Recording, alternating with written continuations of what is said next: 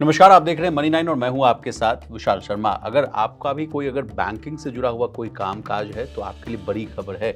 6 दिन बैंक बंद रहेंगे। अब कौन से बैंक जो हैं वो बंद रहेंगे, ये मैं आपको तफ़सील से, डिटेल से, आसान भाषा में समझाने की कोशिश करूँगा।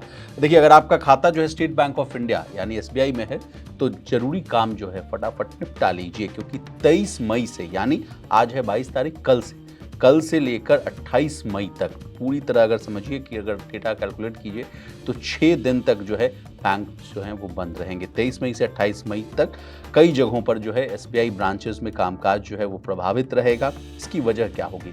इसकी वजह यह है कि एक तो है वीकेंड, दूसरा है कर्मचारियों की हड़ताल और तीसरा है बकरीद की छुट्टियां। अब डिटेल से इन छुट्टियों को आसान भाषा में समझने की कोशिश करेंगे। क्यों बंद रहेंगे एसबीआई की ब्रांचेस? तो भाई 23 मई यानी कल का डेट वो है चौथा शनिवार, महीने का चौथा शनिवार होने की वजह से बैंक वो बंद रहेंगे। 24 मई की बात की जाए तो उस दिन रविवार है, साप्ताहिक छुट्टी रहेगी। 25 और 26 मई को यानी इसी 2 दिन बैंक कर्मचारियों की हड़ताल है। एसबीआई कर्मचारी वो देश भर में 2 दिन की हड़ताल का ऐलान किया है। इस दौरान ब्रांचेस में कामकाज लगभग ठप रह सकता है। अब 27 मई की बात कर लेते हैं। बकरीद की छुट्टी है। कई राज्यों में ईद उल अजहा यानी जिसको कि आप बकरीद के नाम से जानते हैं, उसके कारण बैंक बंद रहेंगे। 28 मई को असल में कुछ राज्यों में फिर से छुट्टी है। कहा जा रहा है कि जम्मू कश्मीर समेत कुछ इलाकों में छुट्टी जारी रह सकती है। तो इसलिए कुल मिलाकर अगर आप देखिए तो 23 मई से लेकर 28 मई तक यानी पूरे 6 दिन बैंकिंग सेवाएं वो ठप रहेंगी, अगर आपका अकाउंट या अगर आपका कोई कामकाज एसबीआई से जुड़ा हुआ होगा। अब चलिए, इन छुट्टियों के बीच में 2 दिन आ रहे हैं जिस दिन बैंक कर्मचारी हड़ताल कर रहे हैं। अगला सवाल आपके मन में ये आ रहा होगा कि बैंक कर्मचारी हड़ताल क्यों कर रहे हैं भाई? तो समझ लेते हैं। एसबीआई कर्मचारी संगठन कई मांगों को लेकर विरोध प्रदर्शन कर रहे हैं। कुछ जो प्रमुख मांगे हैं उनको हम लोग आसान भाषा में समझने की कोशिश करते हैं। देखिए, एक तो मांग ये है कि ब्रांचेज में सुरक्षा के लिए ज़्यादा आर्म्ड गार्ड वो तैनात किए जाएं। जिस तरह से घटनाएं घटती हैं, कहा जाता है, हम लोग कई सीसीटीवी कैमरे में देखते हैं, न्यूज़ में देखते हैं कि कुछ नकाबपोश लोग बैंक में एंटर करते हैं, लोगों को मारते पीटते हैं, बैंकिंग कर्मचारियों के साथ बदसलूकी करते हैं और बैंकों को लूट कर चले जाते हैं। तो इस सब वजह से बैंकिंग कर्मचारी कह रहे हैं, एम्प्लॉयज़ कह रहे हैं, ऑफिसर्स कह रहे हैं कि बैंकिंग ब्रांचेस में ज़्यादा से ज़्यादा आर्म्ड वो गार्ड्स की तैनाती की जाए। दूसरा कारण कहा जा रहा है कि काम का बोझ कम करने के लिए नई भर्तियां हों। जिस तरह से कहा जा रहा है कि कई बार हम लोग मनी सेंट्रल हमारा फ्लैगशिप शो है उसमें भी हम लोग बात कहते रहते हैं कि जिस तरह से सरकारी कर्मचारियों में रोष है कि वहाँ भी लोग कम हैं।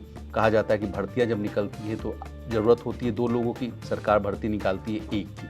तो इस तरह से जो कंपाई की जाती है उस वजह से काम का बोझ बढ़ता है। तो कर्मचारियों की मांग है कि काम का बोझ कम करने के लिए नई भर्तियां हों। फिर कहा जा रहा है कि खाली पड़े मैसेंजर मैनेजर्स और स्टाफ्स के जितने भी पद हैं उनको जल्दी से जल्दी भरा जाए। आउटसोर्सिंग पर रोक लगे। कहा जा रहा है कि कॉन्ट्रैक्चुअल बेसिस पर लोगों को हायर कर लिया जाता है, कम तनख्वाह में लोगों से काम करा लिया जाता है। तो कहा जा रहा है कि आउटसोर्सिंग पर फोकस ना करते हुए नियमित बहाली की जाए। फिर अगली मांग है कि कर्मचारियों पर गलत प्रोडक्ट बेचने का दबाव बंद हो। जिस तरह से हम लोग कई बार खबरें कर चुके हैं, एचडीएफसी बैंक में मामला हम लोगों ने देखा था, यस बैंक में हम लोगों ने देखा था, 81 बॉन्ड से जुड़ा हुआ मामला था कि ग्राहकों को बताया कुछ जाता है और बेचा कुछ जाता है, यानी गुमराह कर प्रोडक्ट्स जो बेचे जाते हैं। कहा जाता है कि अच्छे आपको रिटर्न्स मिलेंगे, लेकिन होता सीधा उलट है। हाई रिस्क वाले प्रोडक्ट्स बेच दिए जाते हैं जिसमें बाद में अगर उनको किसी प्रोडक्ट्स को अगर बाद में किसी कारण से अगर बेचना पड़े तो उनमें उनको रिटर्न एकदम जीरो के माफिक मिलता है, मूल धन भी निकल जाता है, वो भी नहीं मिलता है। इन सब चीज़ों को लेकर बहुत रार मची थी। लोगों ने कहा था कि भाई इस तरह का प्रोडक्ट मुझे मत बेचिए, मैं सेलिंग का मामला था।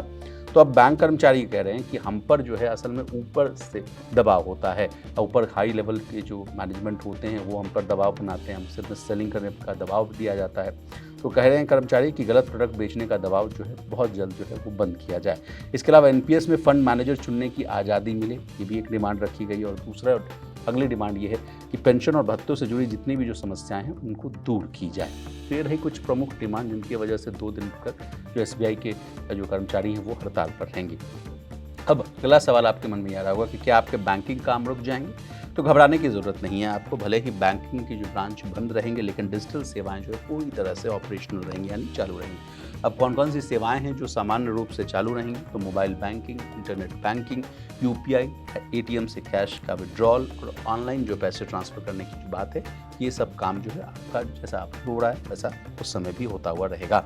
अब ग्राहकों को क्या करना चाहिए, ये अगला सवाल आपके मन में आ रहा होगा। तो देखिए, ज़रूरी काम आज ही निपटा लीजिए फटाफट। चेक जो अगर आपको जमा करना है वो जमा कर लीजिए। कुछ कैश निकालना है ब्रांच से जाकर तो वो काम कर सकते हैं। बैंक शाखा अगर कोई ज़रूरी फॉर्म आपको जमा करना है, केवाईसी का फॉर्म है या केवाईसी का कोई काम है तो वो आज फटाफट निपटा लीजिए।